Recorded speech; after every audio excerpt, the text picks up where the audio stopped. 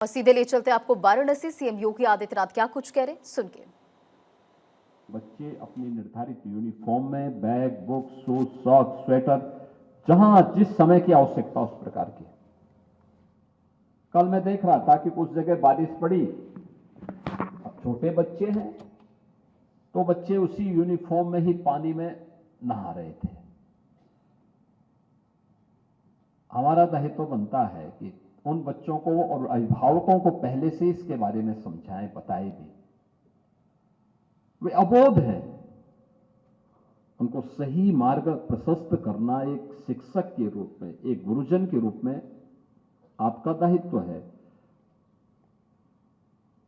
हम आपका कर्तव्य है और आपका एक कर्तव्य राष्ट्रीय दायित्व भी है कि हम उनको ये बताएं कि नहीं, 3 दिन एक यूनिफॉर्म पहनो, 3 दिन दूसरा पहनो।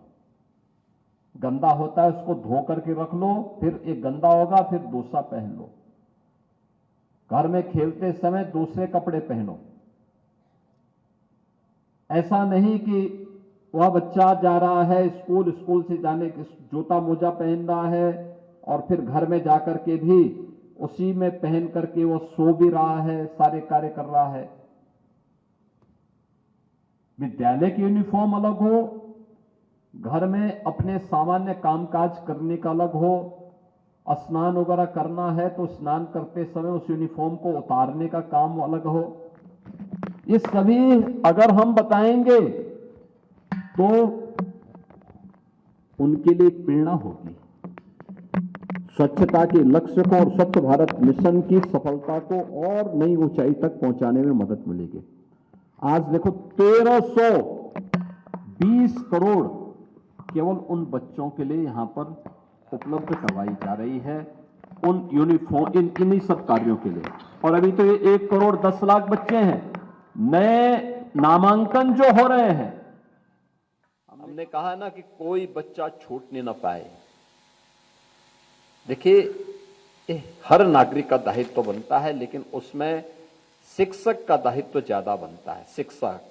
शिक्षक, शिक्षा मित्र, अनुदेशक, ये सभी इस दायित्व का निर्वहन करें कि हर बच्चे को हम स्कूल तक जरूर लेकर के जाएं। मैं भी आपकी एग्जीबिशन देख रहा था, बहुत अच्छी एग्जीबिशन थी और बच्चों के मन में एक उत्साह था।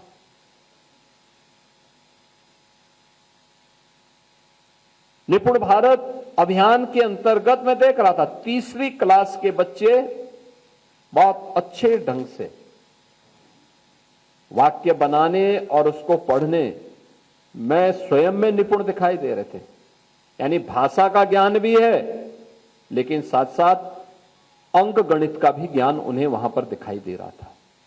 एक अच्छी शुरुआत है। प्रधानमंत्री मोदी जी का ये विजन है कि निपुण भारत अभियान में हर बच्चे को हम पारंगत कर सकें, उसके क्षेत्र में योग्य बना सकें।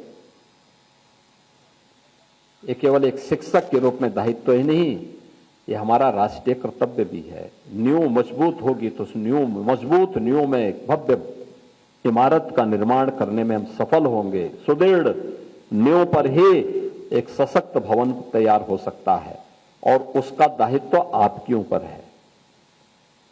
उस दायित्व का निर्वहन आप कर रहे हैं तो सरकार ने एक और काम यहां पे किया है। अभी एमओयू एक किया है। ये एमओयू